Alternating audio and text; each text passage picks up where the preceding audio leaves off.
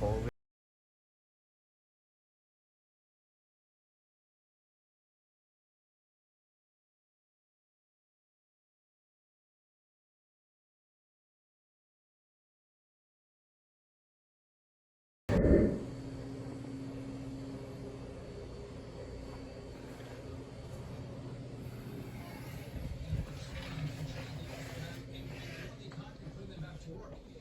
Biden has to go back to Milwaukee.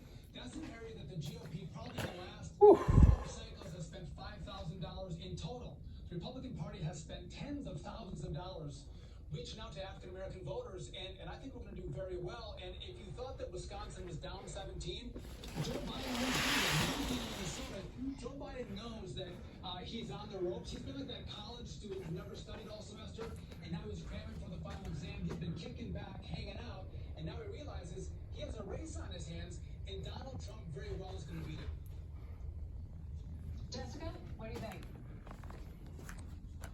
Well, I agree with Sean that the poll that showed that Joe Biden was up 17 points was an outlier, but the average, we would imagine, is where we are at this point in the race, and he's only about 0.3 percentage points ahead of where Hillary Clinton was. So it's certainly within the president's reach, if you consider the margin of errors, to take Wisconsin.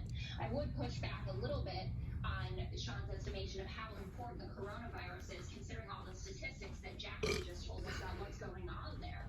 I know people are in Wisconsin, and I certainly don't know it as well as Sean does and his wife Rachel.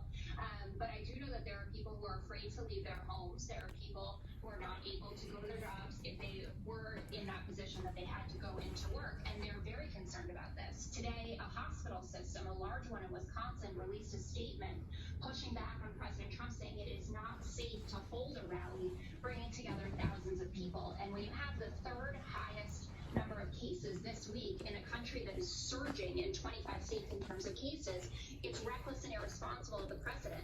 And he needs to stop saying we're rounding the curve, we're beating this virus. Everybody knows that that's not true, including his supporters that need to take care of their own health.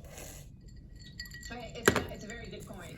Sean, obviously, for people in Wisconsin who really have never felt it the way we felt it Been a while. March and April, they're in that zone now, in that mindset now, which is very tough to, I think it's a tough situation for President Trump. And do you think it keeps people from going to the polls? Does it dampen the vote there, do you think? So, yes, I'm concerned about the media, fanning the flames of COVID and people not turning out, especially older voters that are more Republican voters. That is a concern.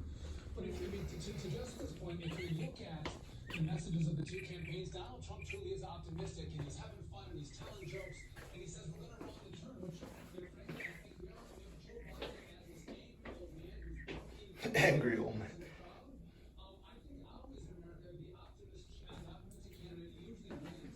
And again, when you look at what's happened in Wisconsin, ground games really matter. Donald Trump has a fantastic ground game. I think that's going to be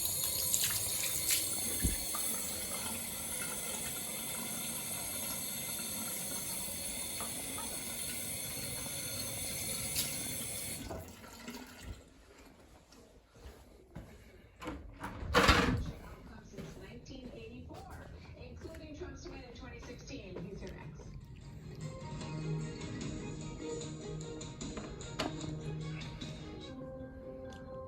A year from now, you'll be glad you stayed focused on your long-term goals today. A personal financial advisor can help you get on track now and stay on track for tomorrow.